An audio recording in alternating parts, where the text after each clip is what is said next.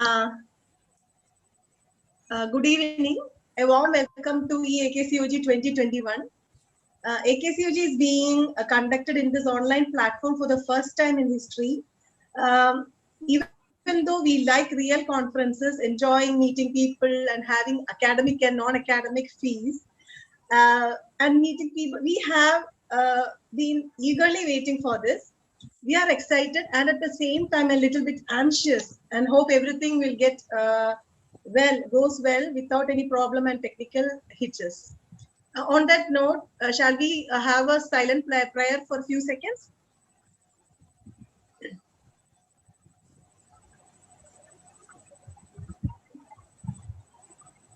Thank you. Now we are starting the program in Hall B with one of the prestigious competitions, that is RKK Tamban.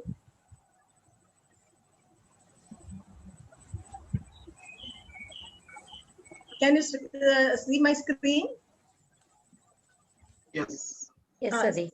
So we are starting the competitions of Professor RKK Tamban Gold Medal. This has been started in 1979. It is one of the earliest competitions in IKCOG. It was started by Dr. Malati in memory of her father, Professor RKK Tamban. He was professor at Madras Medical College and also at Trivandrum Medical College. And this is initially sponsored by Calicut ONG Society and now taken over by KFOG. Now, so that's about the history of this gold medal, and this is one of the earliest competition papers in of AKCOG. We have with us Dr. Ajit S., a professor and HOD of Department of Obstetrics and Gynecology, Government Medical College, Kannur, as the guest of honor. He's the president-elect of KFOG, and he has taken over so many honorable positions. And welcome you, sir, for a few words. Thank you, Sari, for the nice words. Respected Sri Devi Madam, Bina Kumari Madam, Dr. Ishmi, Dr. Akka, other seniors, dear friends. I am quite privileged to be a part of this this paper presentation competition section, especially that one in the name of Professor RKK Tamban. It was a lot of hard work done by the KFOG team for this organizing this e-conference, especially the Dr. Sadi, Dr. Fiji, Dr. Raju. So I should congratulate all of you for organizing this conference like this. And I take this opportunity to give all the best wishes to all the participants. Thank you. Thank you, Sadi.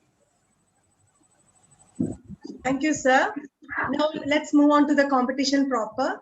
We have three eminent teachers as our judges. Dr. N.S. Sridevi, she needs no introduction. She has been our dear teacher, professor and now personal HOD of Pushpagiri Medical College. She has been past president and past academic committee chairperson of KFOG. Welcome you, madam. Next, we have Dr. Bina Kumari R. She is additional professor of ONG Department of Government Medical College, Kottayam. She has been past president of Kottayam ONG Society, and she is a trainer in EMOCALS, ORRT, and involved in all kinds of academic activities. Welcome you, madam. Next, we have Dr. Reshni CR. She is additional professor of Obstetrics and Gynecology, Government Medical College, Thrissur. She is a great academician and she's a member of Institutional Review Board. And welcome you, Reshmi.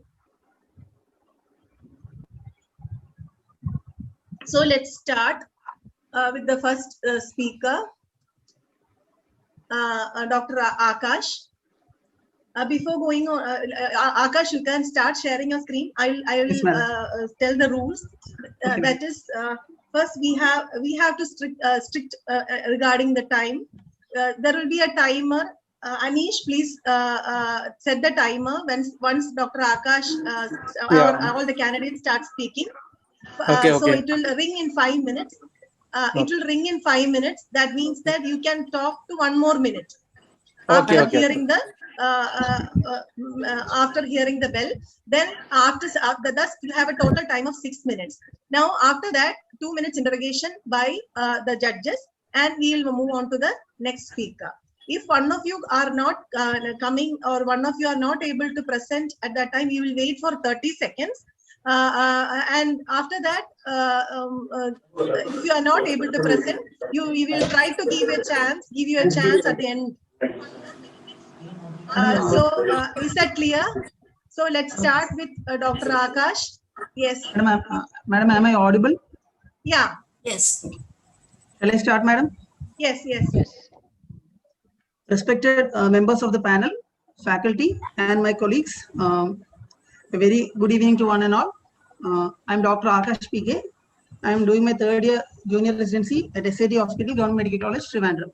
Here I am presenting my study on the prevalence of birth defects detected by first trimester screening in a tertiary care center, that is SAD Hospital. As we all know, birth defects pose a serious burden to the healthcare system. They account for 7% of all the neonatal deaths globally, according to a WHO report in 2004. And in India, the situation is worse. 11% of neonatal deaths in 2017 were due to birth defects. So we all know the detecting of birth defects usually is the domain of the 2nd trimester scan. But due to the advances in technology, even the 1st trimester scan, that's the 11 to 13 week 6-day scan, is now being projected to detect more birth defects than earlier. But it's underutilized for detection of anomalies, especially in India, where the prevalence of birth defects is double that of the global prevalence. While the global prevalence is 3%, in India it's around 6 to 7%. So the study is aiming to shed some light into this matter. My objective, a primary objective, is to find out the prevalence of congenital anomalies detected by the 11 to 13 week 6-day scan.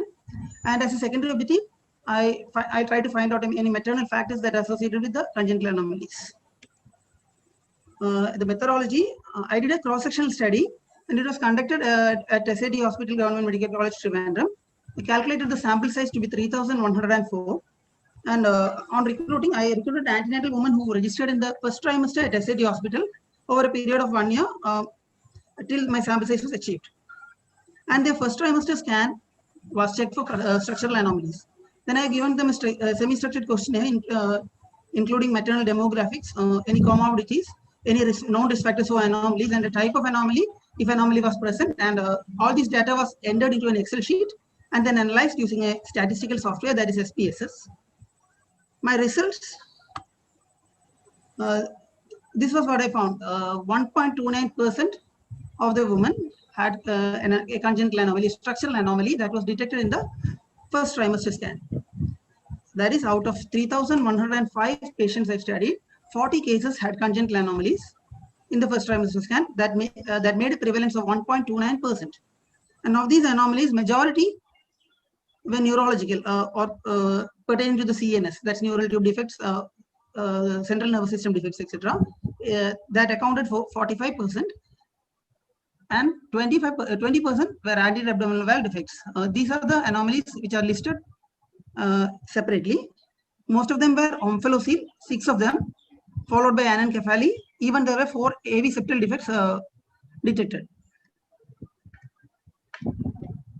And about the associated factors, significant association was found between the detection of anomalies and previous history of congenital anomalies in them, and history of drug intake in 1st trimester, and history of assisted reproductive techniques. Now, the prevalence that I found in this study, that's 1.29%, is higher than most studies priorly conducted on the same topic. It may be partly because the previous studies conducted on this topic were on the Western population, where the prevalence is lower. That's around 3 to 4%. And also, another fact that contributed to higher prevalence is that the study was conducted in a tertiary care center with an attached fetal medicine center to it. Also, by structural anomalies, I mean, I have omitted all these soft markers for Downs, aneuploidy screening and all. Only the basic structural anomalies that are visible in the 11 to 13 week scan was included. So in conclusion, the use of first trimester scan should not be limited to dating pregnancy and down screening as it is being used in many places now. The role of first trimester scanning in detecting the structural anomalies should be emphasized more, and it should be brought to the front line.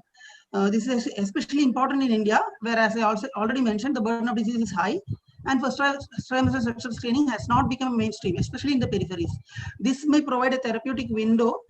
If at all we detect anomalies earlier, we can manage the pregnancy accordingly.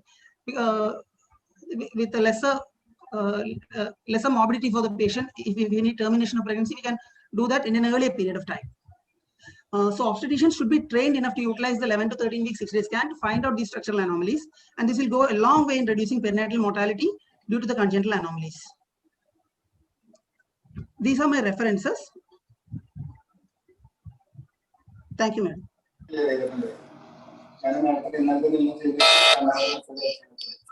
Thank you, Akash, for finishing in time. Now we're open to query by the judges. Anish, can you please mute your mic?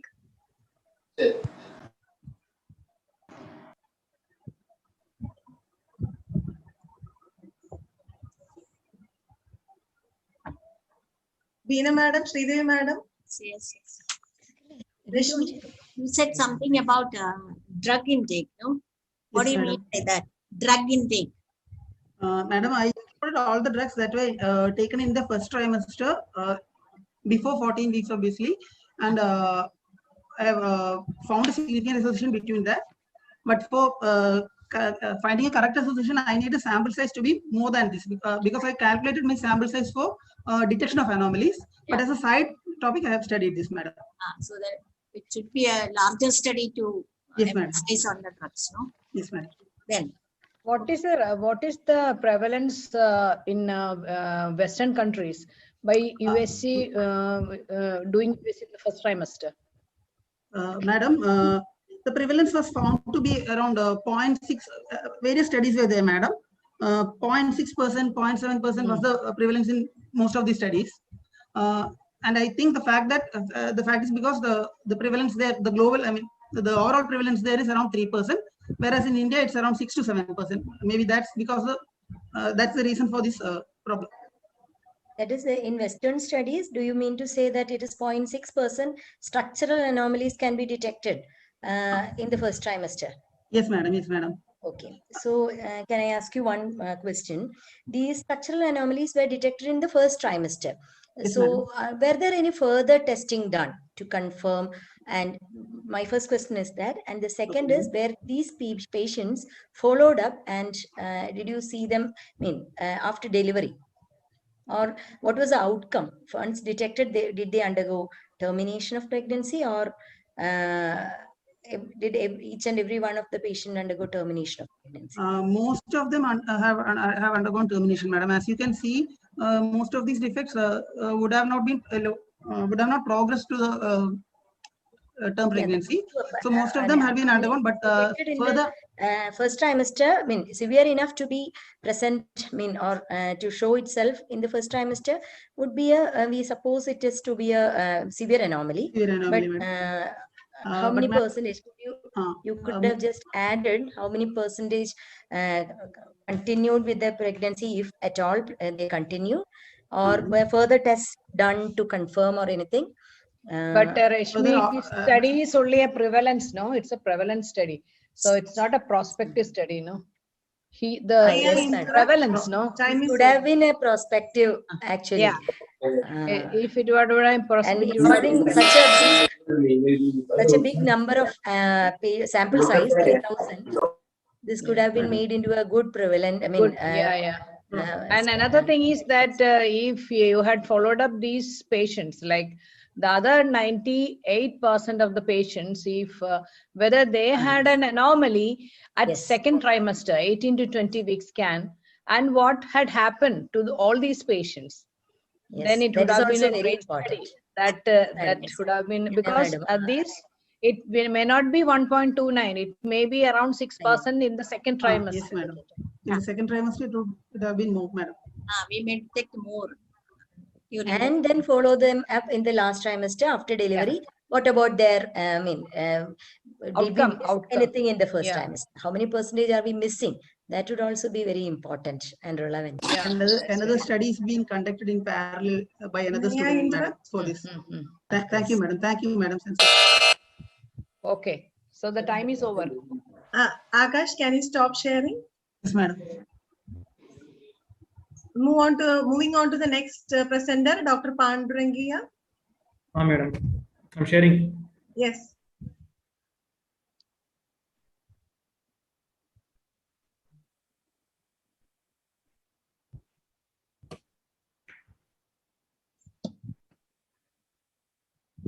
Can start. Yeah.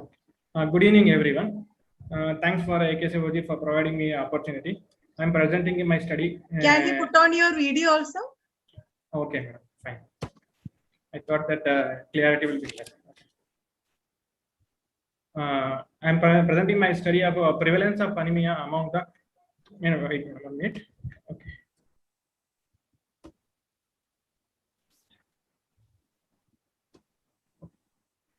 Presenting a study of prevalence of anemia among the school-going adolescent girls, that is 13 to 19 years.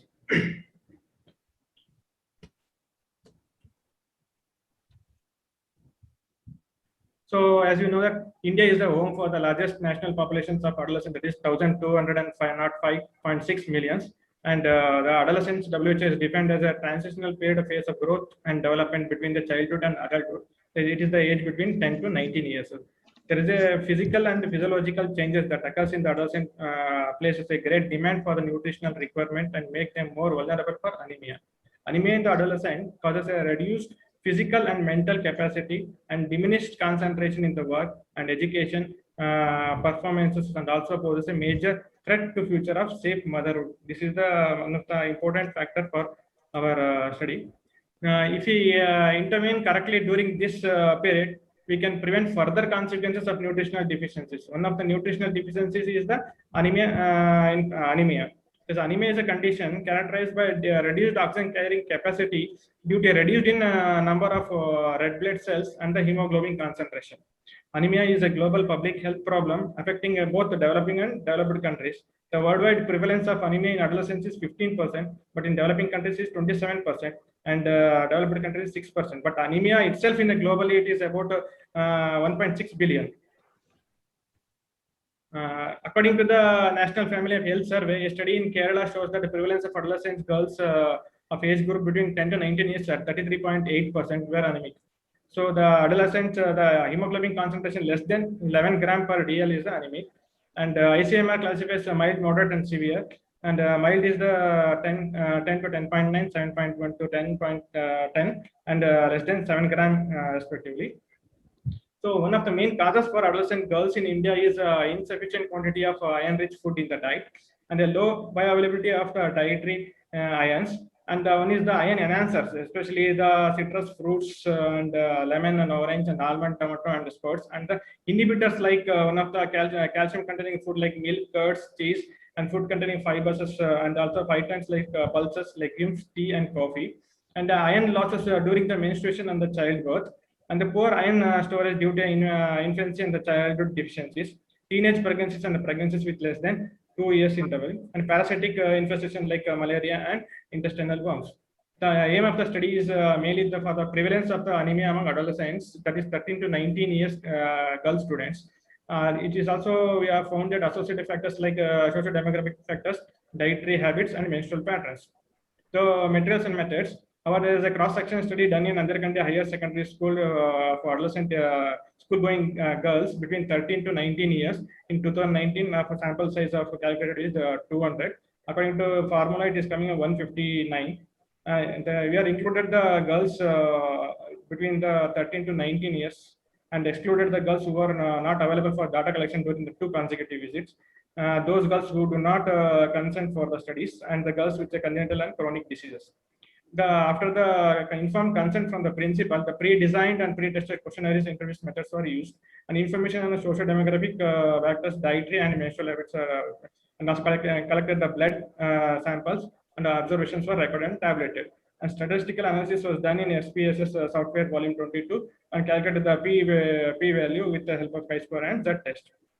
Results are like out of 200, 120 will be there in the age of 17 to 19 years and 80 will be there in 13 to 16 years. Among this, anemic will be 51. That is 1/4 of the study population will be having anemic, and 3/4 is not having any anemia. That is not statistically significant in this. Comparison of socio-demographic factors, especially the family size, that is the joint family and nuclear family. In our study, nuclear family is the more, and the anemia, but anemia which is more in the joint family, that is 43%, which is statistically significant. And the next coming the BMI. So most of the people are underweight, that is 62%, that is 125 students are there.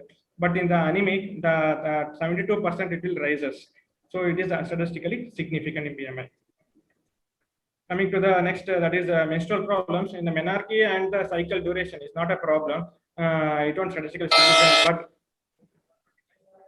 during the menstrual flow, that is less than 5 days, more than 5 days, and passage of clots and menstrual abnormalities is the one of the biggest, and also polymenorrhea is statistically significant.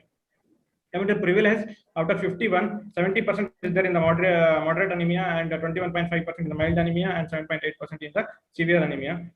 Coming to dietary factors, most of the mixed diet or practicing fasting is not relevant. And the main thing is not consumption of green leafy vegetables and not consumption of fruits is the statistically significant. For conclusion, anemia is a major public health problem with a prevalence of 22.5% prevalence in our study. And moderate anemia is 70.3%. Prevalence of anemia, its severity influences the severe dependence of overlapping factors. Lack of proper diet and exercises during menstrual blood losses, major contributing factors. And the main recommendation is implementation of efficient utilization of health programs to all school-going children, especially one of the important health program is the weekly supplementation of iron and folic acid. And health education and seminars and menstrual hygiene for the girls should be conducted at a regular interval, as we are doing in KFOG at Talir. The students should be advised about the improvement in the dietary habits regarding consumption of green leafy vegetables in the diet. Let us make India anemia free. Thank you. Hello. Thank you, Dr. Pandurangaya. Over to judges. Hello, Dr. Pandu, can you hear me? Yes, ma'am, I'm hearing. Okay, this school, how many students were there? Girls students were there? Madam, this school is a combined school, madam. This consists of 400 plus, madam. How many students were there? Girls students were there? Hello, madam, disturbance is there. There are a lot of disturbance. Anish, can you stop? Can you mute? Hello. Hello, madam. How many girl students were there in that school? Madam, in that school, almost all maximum is the girl students. It's 300 of girl students, madam. 300. Okay. Did you take a class there? Yes, madam. Tell me. Hello. Did you take a class there, or did you inquire that they were getting, because now No, they have school health programs? Actually, they have a class not taken by any medical professional. Just once a health worker has come and taken the class in that school. We opted a class which is very interior. I have one query, Dr. Pandurangaya. Yes, ma'am. Is this a government? It's supposedly a government school. Yes, Which year was the study conducted? 2019, madam. 2019. So, did you ask if these girls were getting weekly iron supplementation, and what is the complaints? Actually, this these students doesn't have any weekly iron supplementation. Only thing is they had given a deworming tablets, madam. Okay. So why was it not given? Because it was a government school. They are supposed to give. Actually, when I inquired nearby PHCs, they told that there is less stock of iron in there. Even ASHA worker is also not getting iron in that area, madam. Okay. To give pregnancy patients. But then, these girls are not getting the supplements. You have to take effort to inquire into the matter and solve the problem. That is our duty. Yeah. Yes, madam. Yes, madam. Yeah, you have to insist on that, and the local medical officer could have been contacted. Yes, madam. We met the PHC, madam, there. PHC officer. That is very important, no? Yes. And 2 minutes class there for counseling them for all these.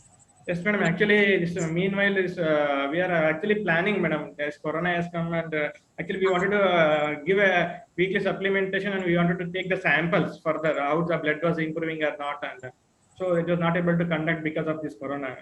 Okay. Okay. So did you take an awareness questionnaire also? Were these girls aware of anemia and yes, their madam. symptoms? Actually we have taken. It was planned as a very big study. May I interrupt? Because of Corona, it is everything is interrupted, madam. And what about the other symptoms? Did you take any symptoms? Yeah, symptoms are there, madam. Glossitis is there, and feeling some students are having a generalized weakness, and also we have in study we have found that patients is that students are a little bit not active to the games or anything. Yeah. The tiredness is there very. Study also may be interrupted, no? They could, a proper study was there. Yeah, actually in our study it shows that most of the people are almost all 125 students are in their underweight, madam. Yeah. Okay. What about their performance? Could you find out any Plastic difference? performance. Actually, the principal was telling that only regarding about the physical activities, madam. He is not told anything regarding the education. Okay. Okay. May I interrupt? Yes. Yes. Yes. Time is up. So time's over. Shall we move on to the? Yes. Is that okay? Okay. Thank you, madam. Next, calling upon Dr. Devika S. Raj to present a paper.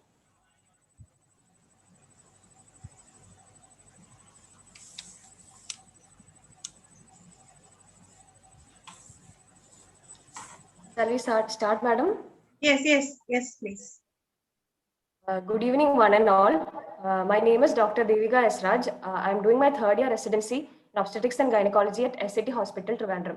My study was on the association between hypertensive disorders in pregnancy and future coronary artery disease in females.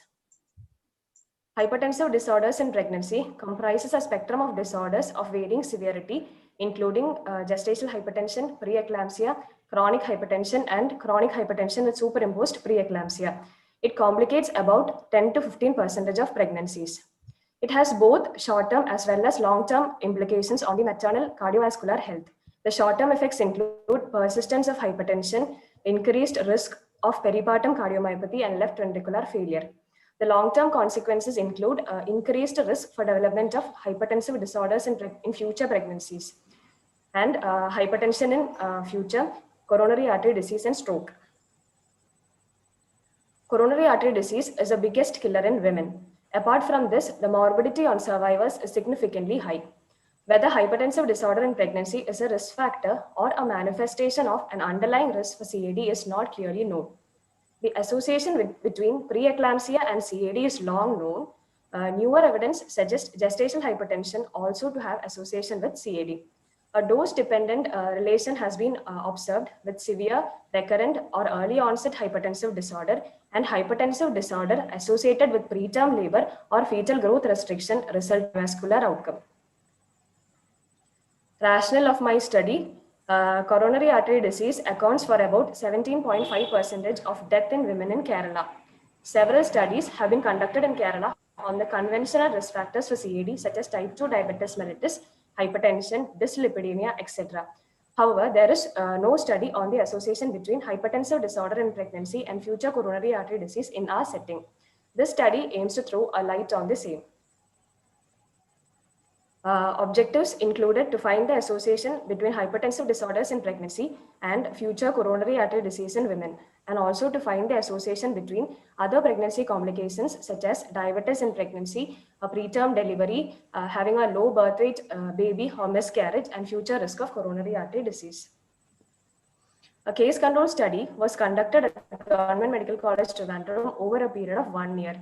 Cases included 86 Paris women aged 35 to 54 years who were diagnosed cases of acute coronary syndrome, such as STEMI, NSTEMI, unstable angina. Controls included 86 Paris women of same age group admitted for gynecological surgeries in our department without a history of CAD or any ECG changes during the pre-anesthetic checkup. A semi-structured questionnaire was used to collect data on demographic variables, menstrual history, obstetric history, comorbidities with special reference to CAD, and family history. Data collected were entered into Excel sheet and analyzed using SPSS statistical software. Results. The cases and controls studied were comparable on demographic grounds. Moving on to the association between hypertensive disorder and future CAD, 22.09% of patients with CAD had a history of hypertensive disorder in pregnancy. Only 9.3% in case of patients without CAD. Hypertensive disorder in pregnancy was found to cause a 2.5-fold increase in risk for future CAD. And the mean age at onset of CAD was found to be lower in those with a history of hypertensive disorder. Diabetes in pregnancy, low birth weight was found to increase the risk by 2.5-fold and 3-fold respectively. However, no significant association could be established between preterm delivery and having more than one miscarriage. Hypertensive disorder in pregnancy was also found to be an independent risk factor on applying the logistic regression model. Concluding, hypertensive disorder in pregnancy is a risk factor that is unique to women and occur earlier than the conventional risk factors for CAD. CAD occur 10 years later in women compared to men. Pregnancy serves as a stress test for identification of the same. Early identification provides a window for implementation of preventive strategies so as to reduce the mortality and morbidity associated with CAD. Here comes a role of obstetrics in preventive medicine. The study underlines women with hypertensive disorder in pregnancy should be counseled regarding their increased risk for CAD in future. They should be advised to adopt a healthy lifestyle, including diet and exercise, and to maintain an optimum weight. There is no agreed timeline for follow-up of these women. However, the need for one cannot be overemphasized. CAD is a major contributor to the non-communicable disease burden. Follow-up of these women could be linked to NCD clinics. These will help identify the development of conventional risk factors of CAD, which often occurs earlier in case with women having a history of hypertensive disorder, and help in timely referral for expert management. Also, hypertensive disorder in pregnancy should be considered during risk stratification of CAD. These are my references. Thank you, Devika. Over to judges. Thank you. Devika, one question. How did you select your cases and controls? Cases included diagnosed cases of coronary artery disease from the Department of Cardiology of our college, and controls include both were Paris women and age group of 35 to 54 were selected. Controls included women without a history of coronary artery disease, without any history of symptoms of CAD, or we see to be what ECG I meant was, did you compare the other factors which contributed to CAD other than hypertensive disorders? Was that matched between these two cases and controls? Okay. Like family actually, history, madam, hypercholesterolemia, was everything no, not depending upon the age. The other risk factors, whether you had whether those risk factors were similar in cases and controls except hypertension in pregnancy. Was it like that? No, madam, I couldn't take the cases avoiding all because the confounders. All these are confounders. All these are confounders because you cannot say that it is because an association between hypertensive disorders and subsequent CAD, because there are so many other risk factors which leads to CAD. To say that it is more, you can say it is more because that may be a contributory factor, but when you take the cases and controls, everything, even the risk factors should be the same in cases and controls. Was it like that in the study? Only age group matching was done. The other confounders were not excluded during the study because it was quite difficult to get the cases. Then during analysis, multivariate analysis was done to nullify the effect of confounders as far as possible. What is the incidence? Yes, madam. Because then the clarity of the study, that is because so many other factors are involved, no? Yes. So we cannot, even those women who had cardiac disease, they might have delivered years back. whether they are remembering their previous obstetric history is also a question. That is one. Then next is, as Dr. Veena has mentioned, various other factors are also there involved in the that is for the outcome, that is for the developing a cardiac disease, coronary artery disease. So multivariant analysis, I don't know whether this. Dr. Devika, what was the, can you tell me what was the type of study you did? Madam, I have conducted a case control study. Actually, a cohort study would have been better, but due to time constraints, I could only do a case control study. And to it was a retrospective analysis, right? The retrospective. It is a retrospective study. Retrospective analysis. And could you do anything to avoid or match the patients with lifestyle factors? Did you look at the lifestyle factors also? Could you match? No, madam. Only age matching was done. No, that is not enough. Age matching is not enough. Very important is lifestyle. Very important. Factors. All the other, when you select cases and controls, or especially in such cases, when so many other factors are contributing, when you select cases and controls, everything should be matching. That's because taking cases, controls are more difficult than cases. Yes. Getting controls, selecting controls, the selection is very important. That is very important. Other many factors are involved. Sati is saying time is up. Okay, thank you. Okay. Thank you, ma'am.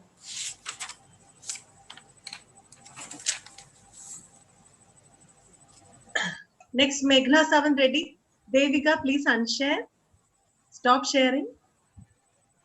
Meghna Sawant. Yes, madam. I'll share the screen.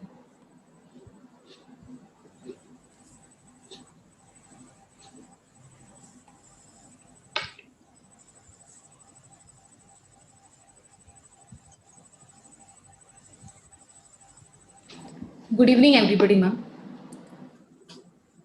Start it, madam. Yes, please. Yes, Meghna, proceed. Yes, ma'am. Good evening, everybody. My name is Dr. Meghna. I am DNB resident from Rajagiri Hospital, and my study titled Analysis of Cardiotocography Findings in Relation to Umbilical Cord Blood Parameters. Introduction. CTG helps us in identifying the fetal heart rate changes associated with decreased fetal oxygenation, and it enables us timely intervention. The main problem in CTG is to predict fetal outcome is the inability to identify the abnormal trace, delay in communication,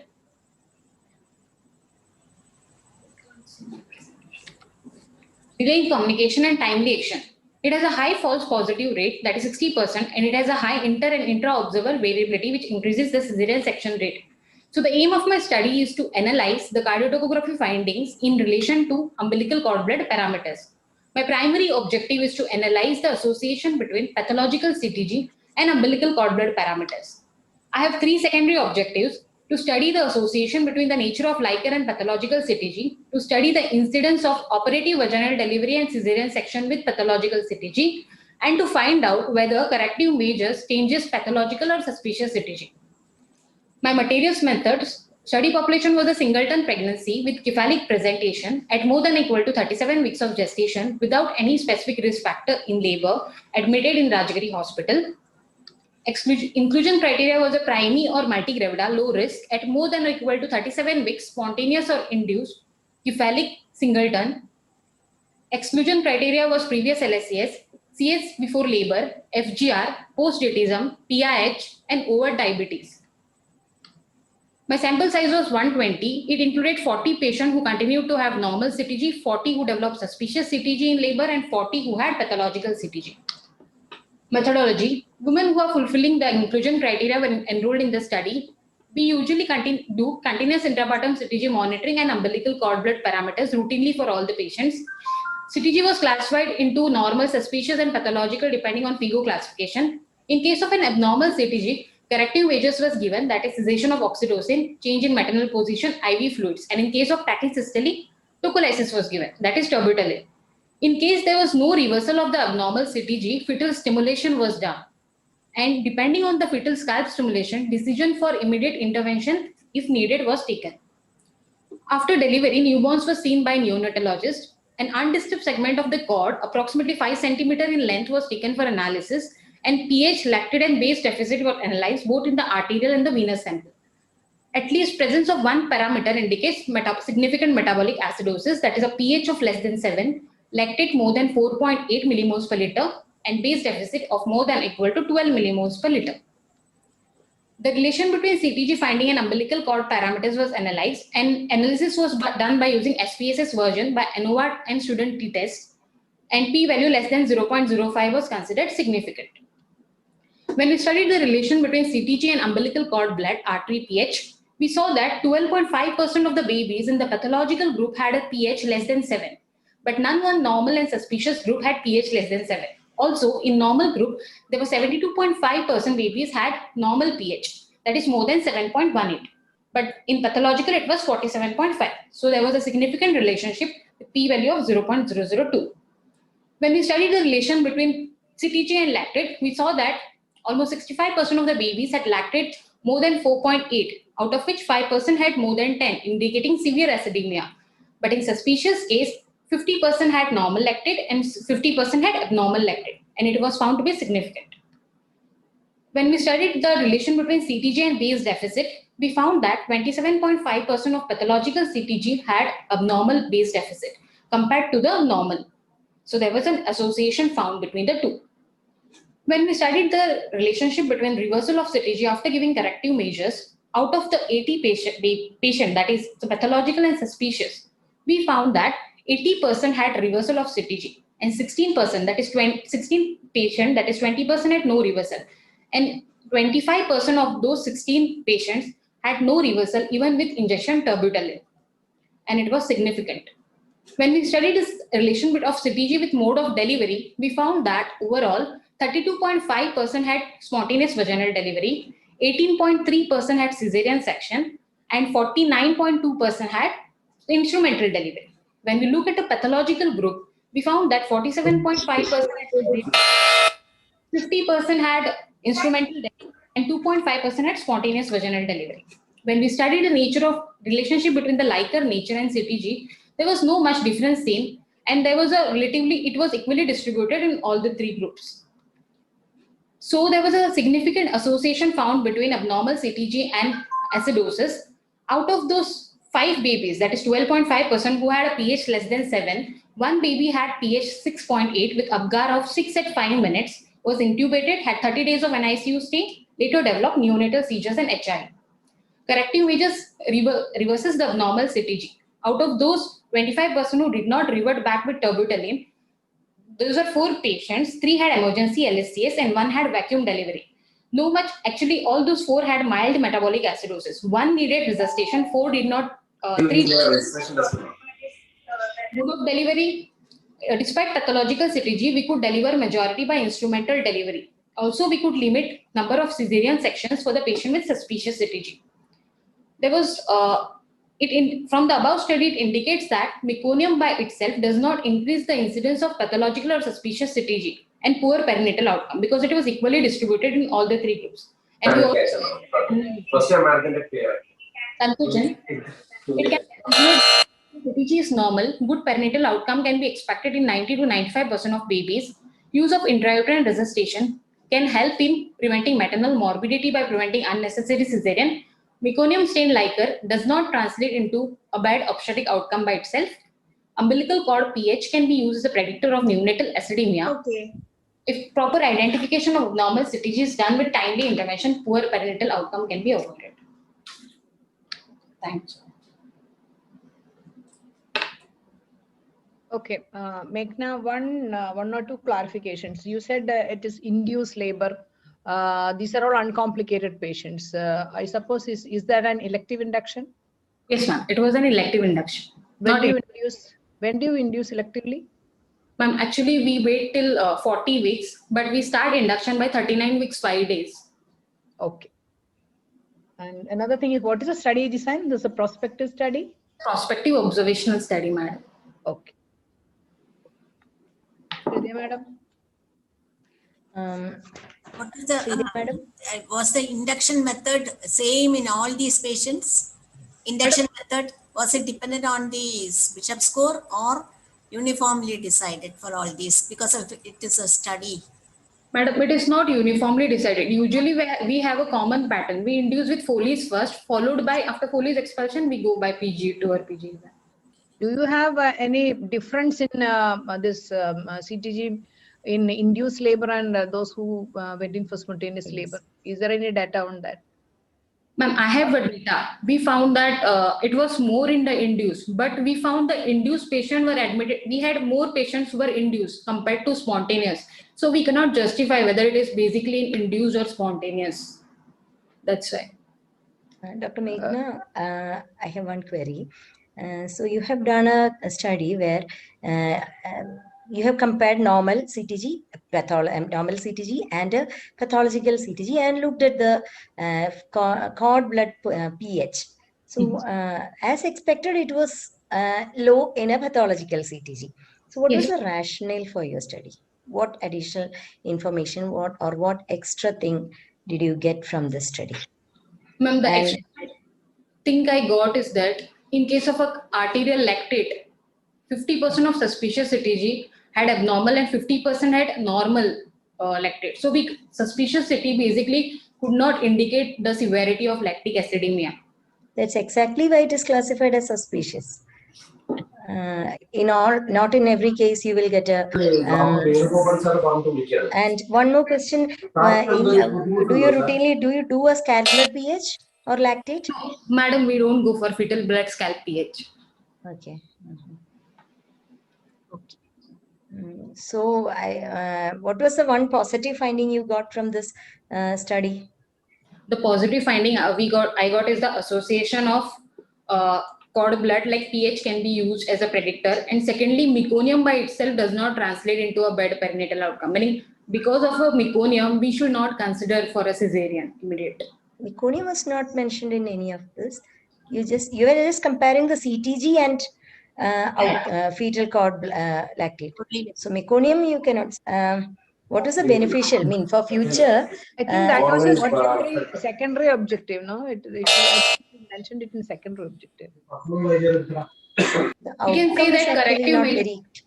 Madam, we can use corrective measures. We can identify the CTG and use corrective measures. We should not hurry in taking the patient for cesarean section. You could, I mean, we can wait in some cases. That is a positive thing or positive outcome you have got. Not take an immediate action, seeing abnormality. You have to wait and see. No, immediately you should not act. Interpret. We can do use of tocolysis, madam, in case of tachycystole. Sometimes tachycystole is associated with decreased fetal mass. That is the positive, only positive. I mean, one of the positive outcomes which is significant, because intrauterine resuscitation may actually reduce the need for cesarean section and not compromising the baby. Madam? Time over. Okay. Shall we move on to the next presenter? Atulya B, are you ready? Can you stop sharing, Meghna? Yes, ma'am.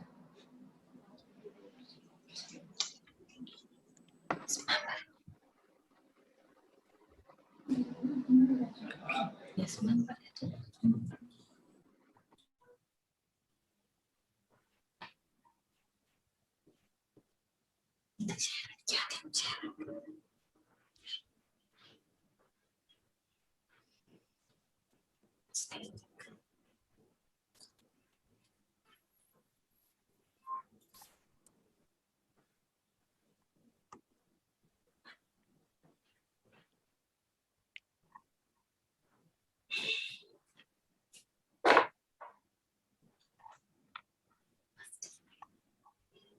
Yes, start.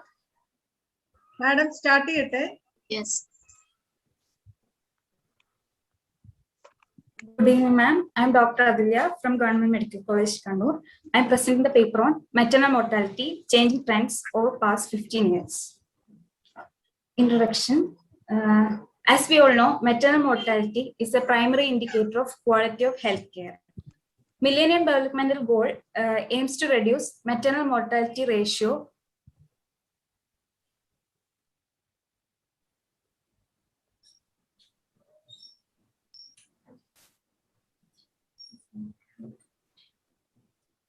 Continue.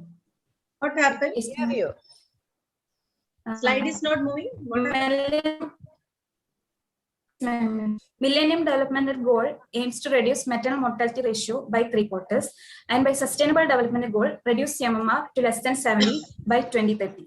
And Government of Kerala set a goal to reduce MMR to 30 by 2020 and 20 by 2030, which we have already achieved. And India has a maternal mortality ratio of 113.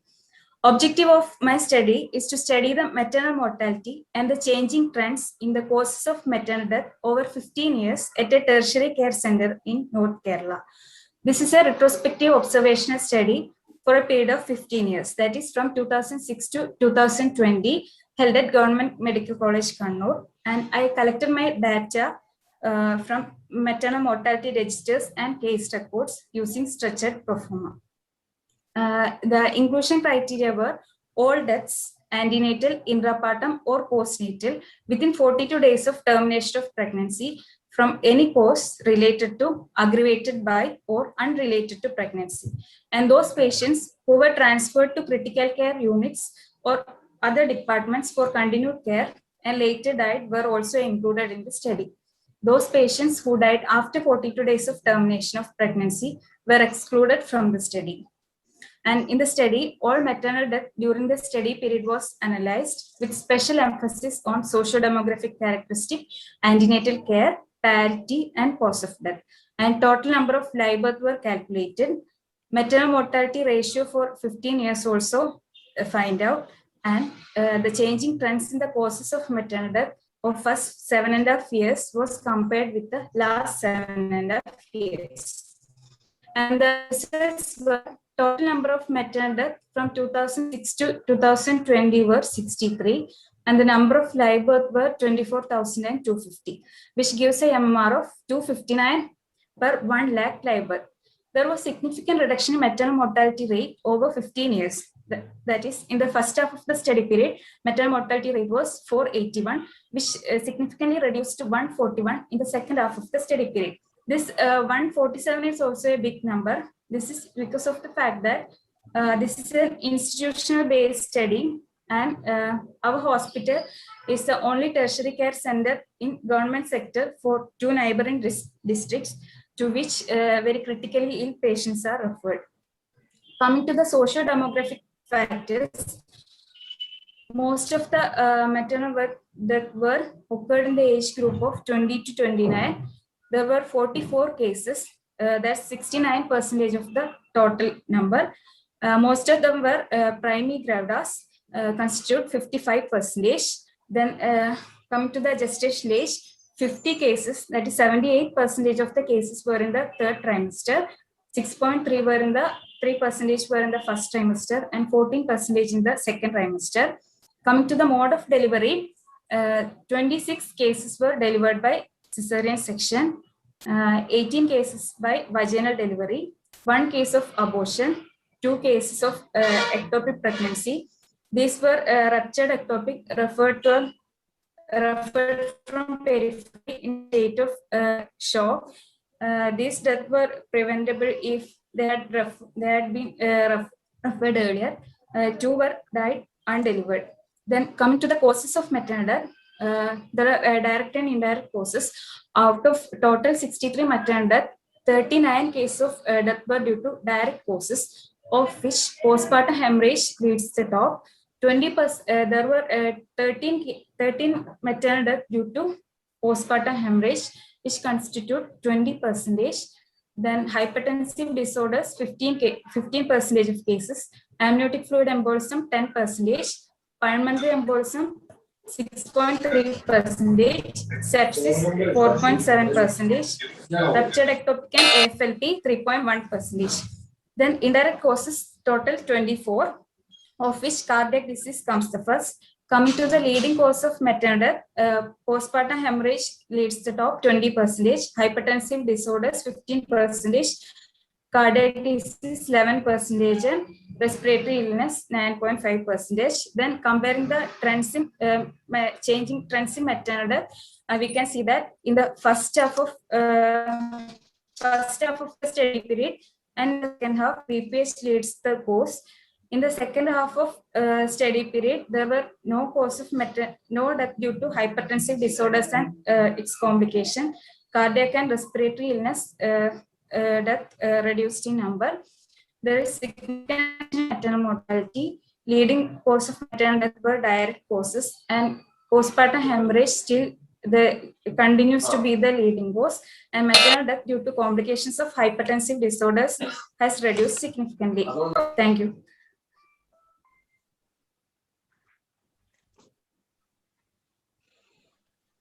Over to judges. Okay. What is the type of study? Retrospective study. Retrospective analysis. Yes. Okay. Adulya, how did you collect after a discharge and less than 42 days? When in those patients who has been discharged from your hospital and who died less than 42 days, how did you collect that data? Ma'am, from the case sheet, I have no, from not from the case sheet, because case sheet will be there only up to the discharge, no? After that. Up to discharge, but after discharge, going home, how did you find out how many patients died within 42 days of delivery? How could you collect the data? That is what Meena Madam is asking. Because if you have that data, then only you can say that it is a true maternal mortality rate, no? This is... You would have contacted the district RCH, Yeah. your RCH officer, RCH officer, and got the data. Or was it just the institutional death analysis? This is only institutional death analysis, ma'am. So you cannot categorize is that, you know, as a total maternal mortality rate. Okay. Okay. Unless you get the statistics proper. What about the MMR in Kerala now? 29. How much? 29. In 20. the last year. 29. One more clarification. You said there was no death from hypertensive disorder, but respiratory illness, you had deaths. Which were those respiratory illness which led to so much of maternal deaths? One of them was COVID pneumonia, ma'am. Okay. Then other cases were one of them was H1N1 pneumonia, and other two ARDS. ARDS due to what? Due to viral pneumonia. Then you showed amniotic fluid embolism. There was a higher incidence in the first half, and there was it was much less, no? 10% in the first half, and then it came down to. How you improve this? How you could improve this? One sentence. It's by using avoid the use of PGE1 if in latent phase of labor. PGE1. In active phase of labor. PGE1. Do you use PGE1? I think Sridevi Madam is asking you what could be the reason for the reduced incidence of amniotic fluid embolism and hypertensive death. Then from the first half and second half, you saw a dramatic reduction. So what could be the reason for that? Early detection and treatment of hypertensive disorders, and the use of max sulfate is increased over the years, ma'am. Okay.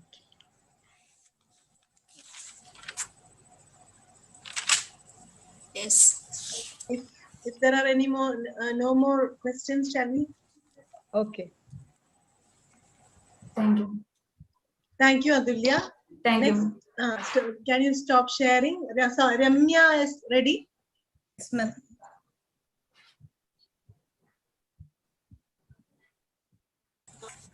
Is my screen visible, ma'am? Yes. Screen. It's in slide share. Slide show. Slide show. Good evening, respected. Shall I start, ma'am? Yes. Yes, please. Good evening, respected judges and panel members. Thanks for the excellent opportunity. I am Ramya. I have done my MS from Kottayam Medical College and F&B from Edapal Hospital. My topic is perinatal outcomes of monochorionic pregnancies. In twin pregnancy, it is the chorionicity which will determine the management rather than zygosity. And monochorionic pregnancies are associated with increased perinatal and morbidity and mortality than dichorionic, and this is because of shared placentation and intravascular anastomosis. The objectives of our study was to find out the perinatal outcome in monochorionic pregnancies. We categorized the monochorionic pregnancies into two groups: those with unique complications and those who are those monochorionic pregnancies without unique complications. And the outcomes observed were pregnancy loss before viability, preterm labor, single double fetal demise, birth weight discordancy, and neonatal morbidity and mortality.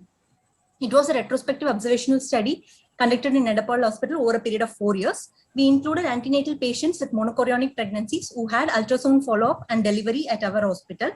We excluded the triplets with monochorionic pregnancy with one missed miscarriage and those who did not have ultrasound follow-up or delivery at our hospital. And all those monochorionic pregnancies satisfying the inclusion criteria were taken into the study. And these monochorionic pregnancies were followed up with fortnightly surveillance in our hospital. And during the follow-up ultrasound, thorough anatomical survey was done to rule out structural anomaly. And at each visit, like a Doppler, bladder assessment, and biometry was calculated at each visit to rule out unique complications and also the development of selective IUGR. Delivery was planned in uncomplicated cases between 36 to 37 weeks, and in complicated case, depending upon the type and stage of the complication, the delivery was planned, and these babies were followed up for 28 days to assess the neonatal morbidity and mortality. Totally, we had 86 monochorionic pregnancies who had follow-up at our hospital, accounting for 0.7% of the total deliveries, of which 2 were monochorionic monoamniotic. Of the 86 cases, 50% of them had unique complications. And in the unique complications, the major contribution was from selective IUGR, which accounted for 48.8%, followed by TTTS 16% and TRAP 16%. And antenatal interventions was not needed in 50% of the cases, and in that group 20% were beyond the period of intervention and 30% were advised antenatal intervention but they did not undergo intervention. 12% had undergone antenatal intervention. Coming to pregnancy loss before viability, which was 2 times more common in complicated group compared to the uncomplicated group. And coming to the unique complication, TTTS, it was staged according to Quinteros classification. In stage 1, we had 5 cases, of which antenatal intervention was advised for 1 who did not undergo and subsequently went in for pregnancy loss. The rest 4 were followed up. There were no progression, no need for intervention, and they had a good outcome. Stage 2 and 3 together, we had 8 cases was advised for 6 out of 8 of them, and 2 were beyond the period of intervention. And in those 6 cases, 3 did not undergo antenatal intervention as advised, and they had a neonatal death and pregnancy loss in that group. Stage 4, there were 2 cases and both of them were beyond the period of intervention, and neonatal death of one of the twin was seen in one of the 2 cases. Coming to the second complication, selective IUGR, which contributed for 48% of the unique complication, and the selective IUGR was typed according to the umbilical artery Doppler wave pattern of the smaller twin. And in type 1, we had 9 cases and no intervention was done in those cases. And there was no single or double fetal demise, and the average gestation age at delivery was 35 to 36 weeks. In type 2 and 3, we had 12 cases and antenatal intervention was advised but not undergone in 50% of them. And in those who did not undergo intervention, 16% had single fetal demise. There was 1 case of double fetal demise and 30% of neonatal demise, which was 2 times more than in those who underwent intervention. We had 7 cases and the intervention was advised in all of them, and 4 of them underwent intervention and had a successful delivery of the surviving twin. Out of the 3 who did not undergo intervention, 2 went in for MTP and 1 on follow-up had cardiac failure development in the pump twin, and after delivery, the baby went in for neonatal death. So from the inferences from our study was that we could find unique complications in 50% of monochorionic pregnancies. That is because maybe our center was tertiary center and referral center. So we had more unique complications in monochorionic pregnancies. And in those unique complications, the antenatal interventions was done for 12% of the cases, and there was no pregnancy loss, no failure of the antenatal intervention group. and it was advised but not undergone in 20% of the cases. And the pregnancy complications, preterm labor, pregnancy loss, single fetal demise, birth weight disorder, neonatal morbidity and mortality were more in complicated group compared to the uncomplicated group. So from our study, I would like to conclude that in the management of monochorionic pregnancies, it is the fortnightly surveillance which is the key factor, which will help us in identifying the unique complications early. So by identifying the complications, we can categorize the complicated monochorionics into those who need surveillance and those who need interventions followed by surveillance. And overall, this will help us in having a plan about the timing of delivery. And while planning the timing of delivery, we should balance between the complications of iatrogenic prematurity as well as the complications of single fetal demise and sequelae to the surviving twin. So overall, the surveillance, fortnightly surveillance with identification of complications early and early interventions and timely delivery will help us in providing healthy infants who will not have a long-term sequelae in monochorionic pregnancies. The limitations of our study was the sample size was small, and as our center is referral center, we had more monochorionic with complications, and 20% of them were beyond the intervention stage. These are my references, and my sincere thanks to my mentors for their support during the study. Thanks for the excellent opportunity. Thank you all. Thank you, Ramya. Over to judges. Hello. Ramya, you said there are a few patients who refused intervention. Yes, 30%.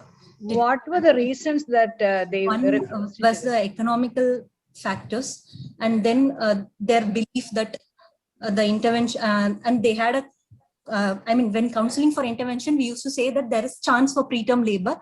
One, they don't want to risk with intervention, and second, the main thing was the economic factor and their cultural belief that no intervention should be done. Those are the major factors for denying the intervention in those group, ma'am. So what was the mortality rate in that group when compared to the intervention group? Did you in no intervention group, the neonatal death and single fetal demise was observed only in the no intervention group, 2 single fetal demise, and neonatal death was observed in 21% in the no intervention group compared to only 7% in the intervention group, ma'am. What happened to that single fetal demise patient?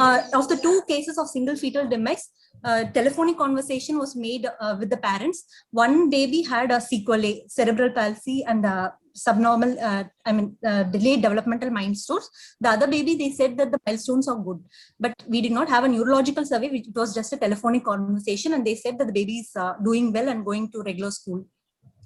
Okay. Single fetal demise occurred at what period of gestation? It was after 30 weeks, ma'am. 2 cases. When did you terminate the pregnancy then?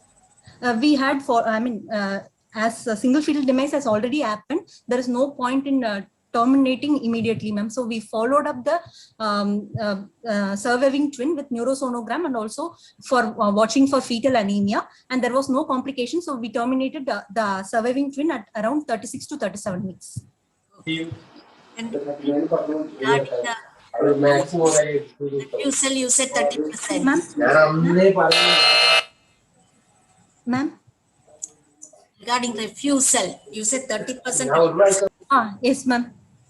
One due to economic factors. That was the first and main factor. Preterm labor. Second is they were afraid that the baby can have preterm delivery and they may lose both the babies. But then preterm labor, how far you could you could have counseled them regarding the measures to prevent preterm labor. Yes, ma'am. Preterm labor measures are we have insisted the need for intervention in those people, ma'am, but they refused it. Okay. Mainly, it might be the economic. What did you mean by beyond intervention? We had cases in stage 3 and stage 4 TTTS. Stage 4 TTTS, the baby already had eye drops, and the surviving twin had DV changes, ductus venosus changes, which warranted immediate delivery. We could not do intervention because the baby needed delivery, ma'am. The surviving twin.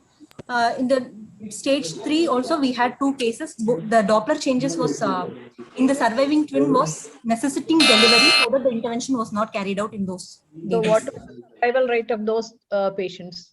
In those who did not undergo intervention beyond the period of intervention, 20% cases were there. In that, single fetal demise was observed in out of the 12 cases, 6 had single fetal demise, and double fetal demise was seen in 1 case. Okay. Madam, time's up. Neonatal death was seen in 30%. Yes. Yes, thank you. Thank you, ma'am. Thank you, Ramya. Can you stop sharing? Yes, ma'am. Soumya, Dr. Soumya, are you ready? Yes, madam. Yes, start screen sharing.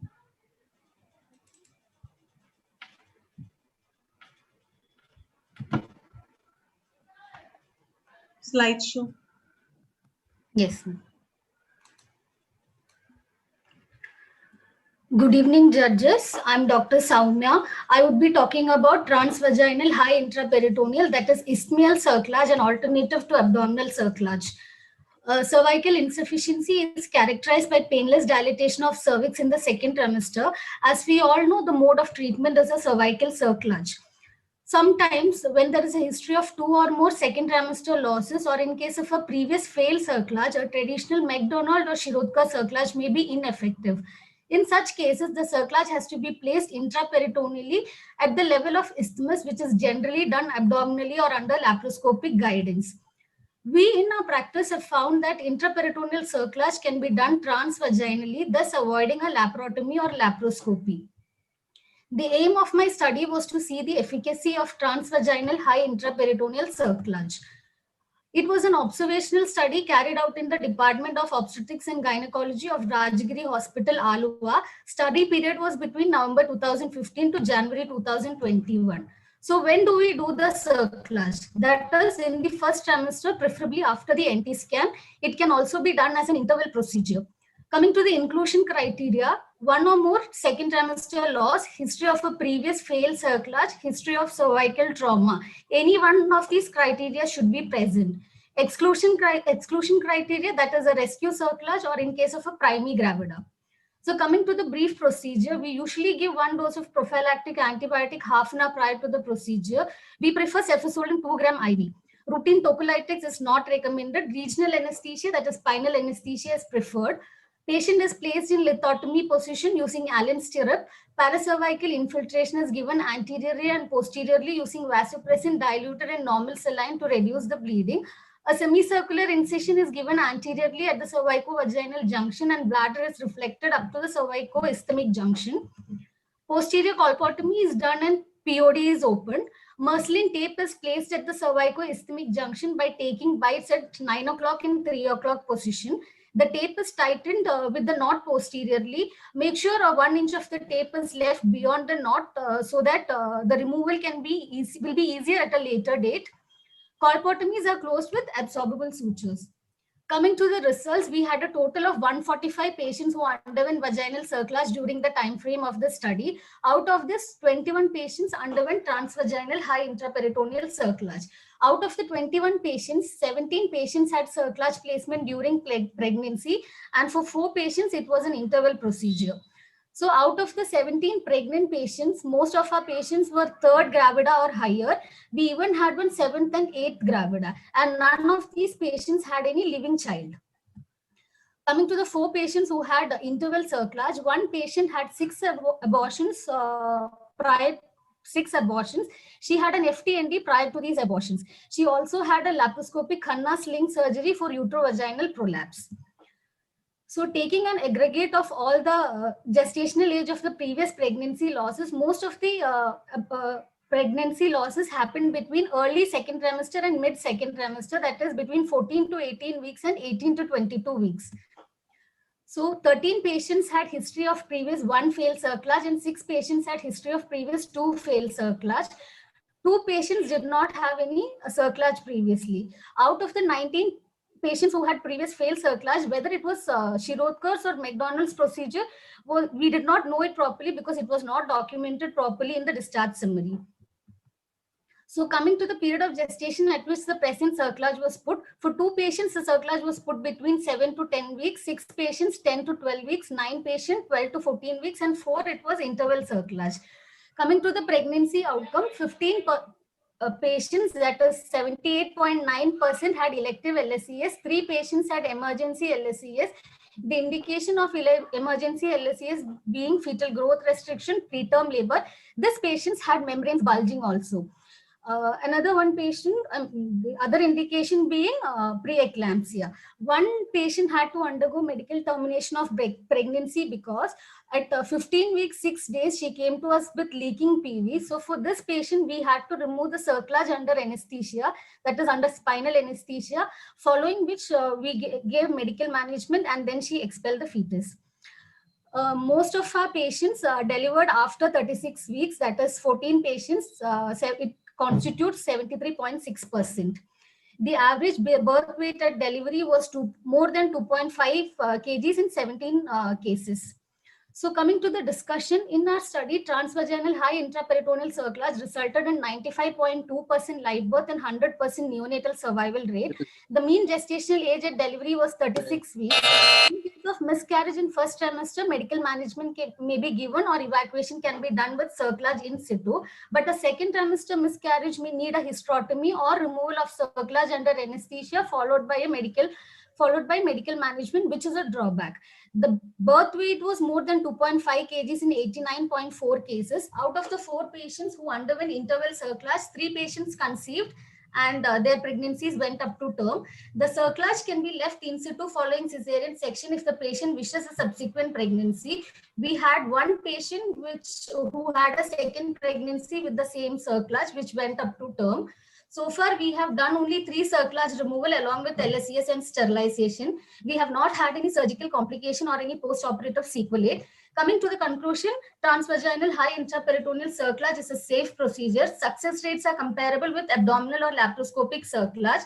Surgically, it is associated with lesser morbidity, minimal blood loss, lesser post-operative pain, and shorter hospital stay. Patient can resume normal activities after the procedure. We do not advise routine bed rest, but the need for cesarean section is inevitable. The limitation of my study was the small sample size and the lack of a comparison arm, and there are not many similar comparable studies in literature. These are my references. Thank you. Okay. Dr. Soumya. Yes, madam. Veena, madam. Yeah. You continue, Reshmi.